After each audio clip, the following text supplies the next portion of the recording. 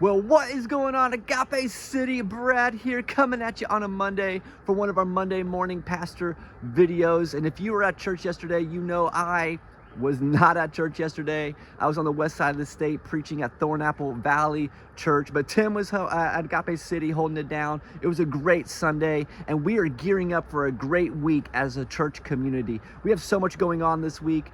First and foremost, if you're a woman at Agape City Church, our women's event is coming up this Friday.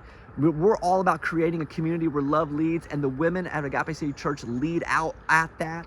This women's event is one of the best events we do every single year. If you're a young woman, a wife, a mother, a widow, if you're just a female at Agape City Church looking for a community, looking for friends, you do not want to miss this event. It's always been great in the past. Powerful testimonies.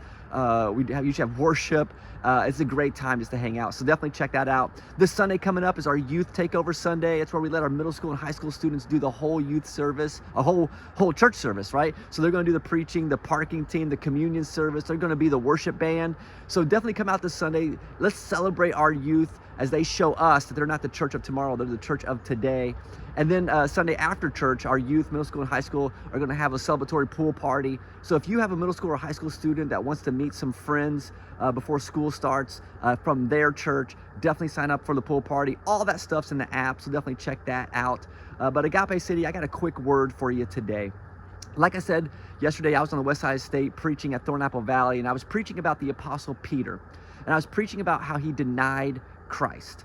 And this is what dawned on me, and I want to share it with you today.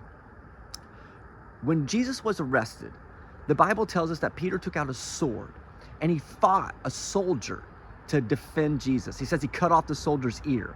But then Jesus tells Peter, rebukes him, says, you can't use a sword. If you live by the sword, you're going to die by the sword. So you can't use a sword. And then the Bible tells us that Jesus is then arrested and he's taken to Caiaphas's courtyard. And Peter follows him. And Peter's in that courtyard.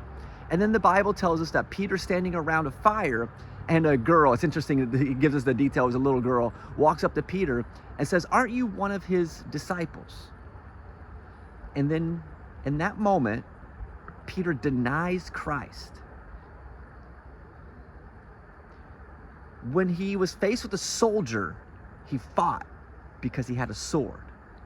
But when he was questioned by a girl, he ran because he had no weapon. Why? Because when he had a sword, maybe he could defend himself. But without a weapon, he knew he was going to be arrested and he was going to be thrown in the cell with Jesus. You see, Peter still had some sanctifying to do because he wasn't ready to suffer with Christ. He would fight for Christ, but he wouldn't suffer with Christ.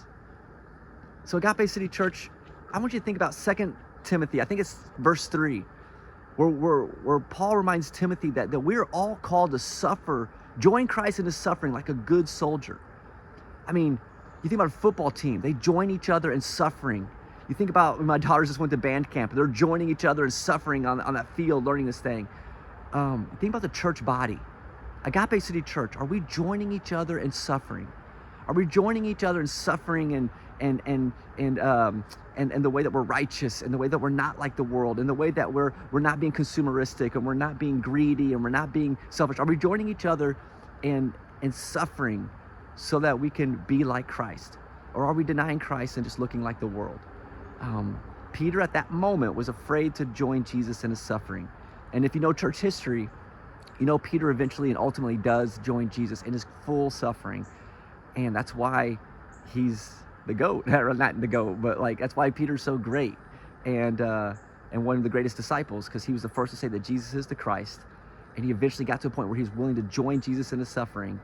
And Peter shows us a way to never give up on yourself and trust that God's never given up on you. So Agape City Church, this week, let's be righteous for the name of Jesus. Let's join him in his suffering, and let's not deny Jesus at all, but let's boldly follow him with no weapons, with only love. So that's all I got for you today. I hope you guys have a great day today. This is going to be an awesome week. Get out there, be the light in the world. I love you all. I'll see you later on. Peace. We out here.